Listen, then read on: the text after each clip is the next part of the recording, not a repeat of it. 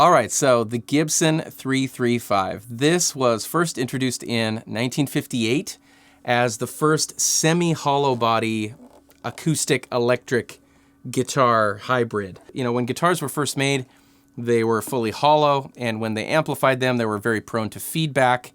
And so they introduced solid body guitars, but then this is kind of a, you know, best of both worlds, if you will. So the sides are hollow, but then there's a center block that runs through the middle, which you can see if you look inside these F-holes. So this part is solid, and then the sides are hollow. So it resonates, but it's not quite as prone to feedback as like a fully hollow body, like a Epiphone Casino or something similar. It's got two humbuckers, neck pickup, bridge pickup, three-way selector here. This is the neck, this is both, and that's the bridge. This is the volume and tone for the neck, volume and tone for the bridge, standard as you like. I find that it's really great for that mellow thing. I find myself wanting to go to the neck pickup, especially on this particular model.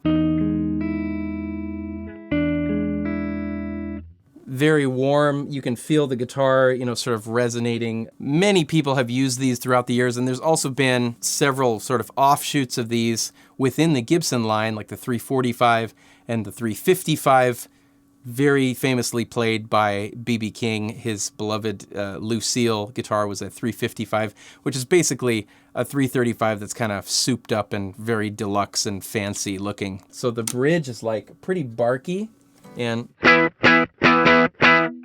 you know, I mean, it's still got a nice low end to it, but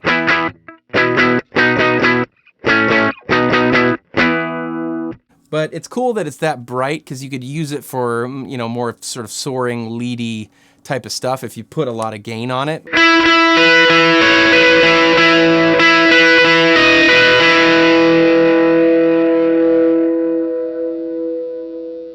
It's very powerful. You feel a lot of weight and authority behind it. I think the hollow body thing, that is really what I resonate with, is kind of that thing, you know, that wasn't meant to be a pun. A later model called the 345 was actually used by lots of people. It's like an upscale version of the 335, but that was the guitar that was used in Back to the Future when Marty McFly goes back in time. That guitar wasn't actually introduced till 1958, and he goes back to 1955, so that guitar would not actually have existed. Since Gibson introduced the 335, as I said, there are many sort of offshoots of it within the Gibson brand. And then, of course, other brands have also knocked it off and borrowed from sort of this center block, semi-hollow design, just because it feels so right. It sounds really good. It looks really cool. It's kind of like a mix between old and new. It looks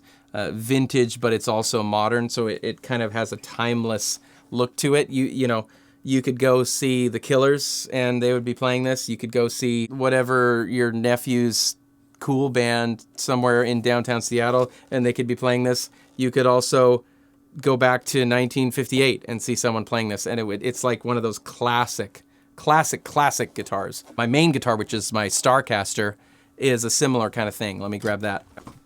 This was Fender's attempt to sort of knock off this, which was not successful at first, but now has enjoyed a little bit of a resurgence. Yeah, I mean, you can see the similarities there. This is kind of an offset, but it's got the two F-holes, it's got the center block. But I love the 335. I play guitars like this a lot. I always reach for it when I'm in the studio. It's a great guitar to play live. Check it out if you get a chance. Let me know if you have any questions about this guitar or anything else in the comments below, and we'll see you all next time.